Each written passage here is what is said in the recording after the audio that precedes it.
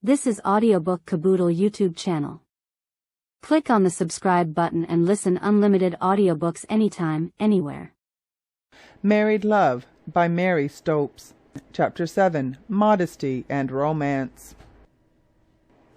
A person can therefore no more promise to love or not to love than he can promise to live long. What he can promise is to take good care of his life and of his love. Ellen Key. Artists clearly, and poets in veiled language, have in all ages expressed the glory of the naked human body. Before the Venus of Milo in her Paris home, even the empty-headed and ridiculously dressed creatures of fashion stand for a moment with a catch in the throat and a sense that here is something full of divine secrets. One day, when I was doing my reverence before this ancient goddess, drinking in strength and happiness from the harmonies of her curves, a preposterously corseted doll came up to the statue, paused, and said with tears in her voice to the man beside her, "Hasn't she got the loveliest figure?"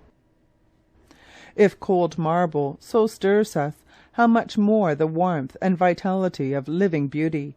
Any well-formed young man or woman is immeasurably more graceful when free from the clinging follies of modern dress, while a beautiful woman's body has a supernal loveliness at which no words short of a poetic rapture can even hint. Our race has so long neglected the culture of human beauty that a sad proportion of mature men and women are unattractive, but most young people have the elements of beauty, and to them chiefly this book is addressed. A young man or woman perfectly naked cannot be tawdry.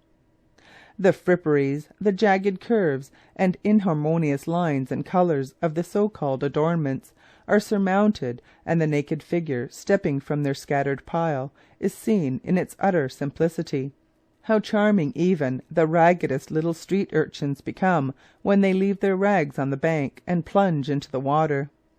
It is therefore not surprising that one of the innumerable sweet impulses of love should be to reveal each to each this treasure of living beauty, to give each other the right to enter and enjoy the sight which most of all sights in the world draws and satisfies the artist's eyes.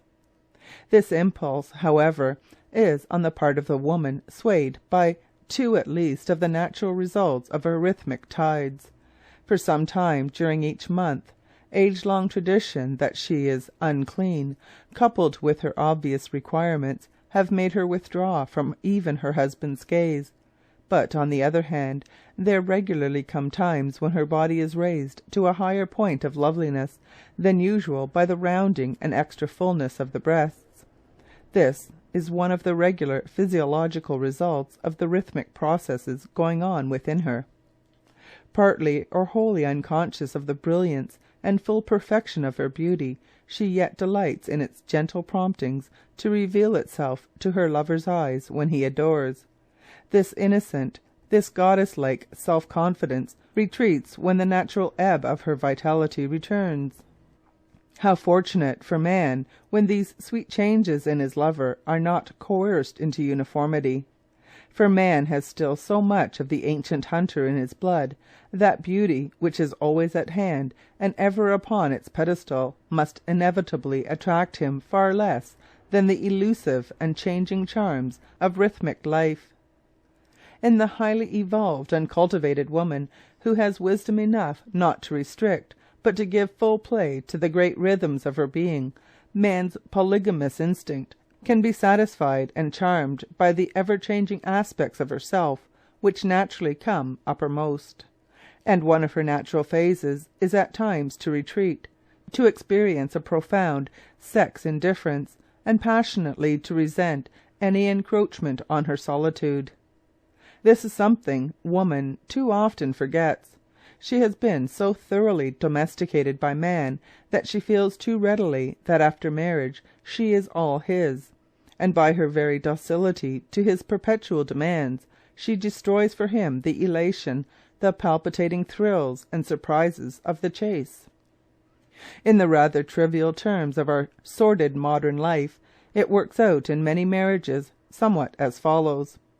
The married pair share a bedroom, and so it comes about that the two are together not only at the times of delight and interest in each other, but during most of the unlovely and even ridiculous proceedings of the toilet.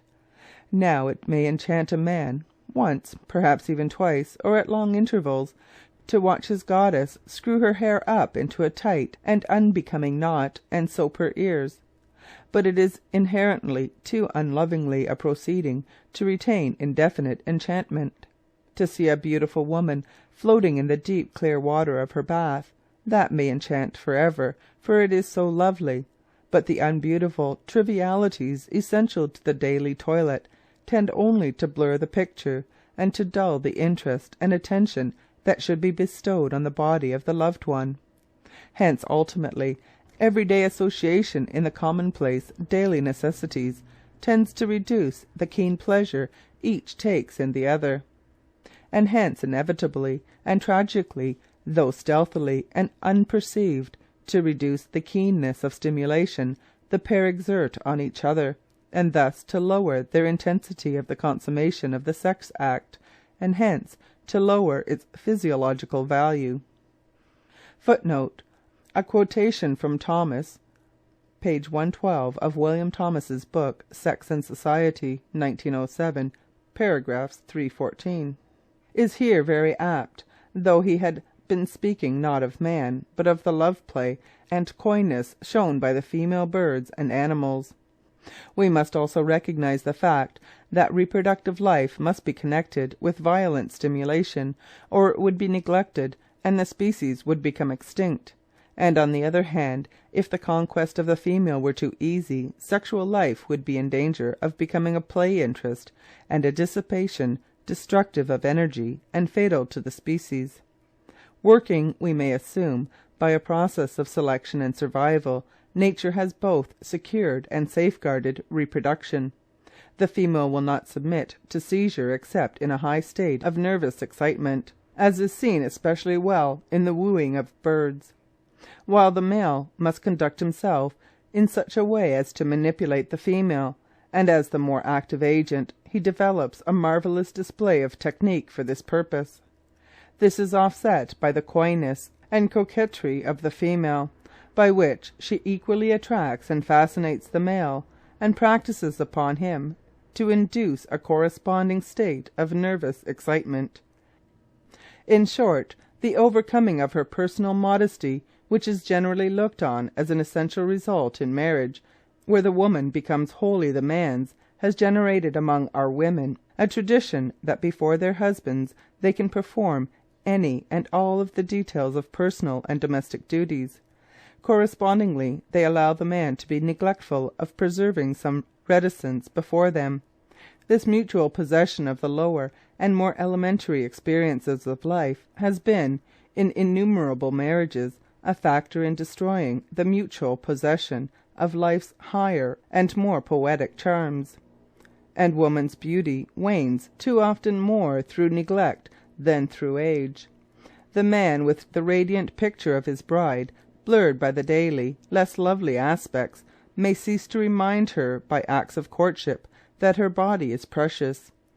But many men, by whom each aspect of their wives is noted, are often hurt by woman's stupidity or neglect of herself. Women lose their grace of motion by relying on artificial bones and stiffenings, and clog their movements with heavy and absurdly fashioned garments. They forget how immeasurably they can control not only their clothed appearance, but the very structure of their bodies by the things they eat and do, by the very thoughts they think. A wise man once said that a woman deserved no credit for her beauty at 16, but beauty at 60 was her own soul's doing. I would that all the world so thirsted for beauty that we moulded the whole race into as lovely forms as the Greeks created. In this respect I am inclined to think that man suffers more than woman, for man is still essentially the hunter, the one who experiences the desires and the thrills of the chase, and dreams ever of coming unawares upon Diana in the woodlands. On the other hand, the married woman, having once yielded all, tends to remain passively in the man's companionship.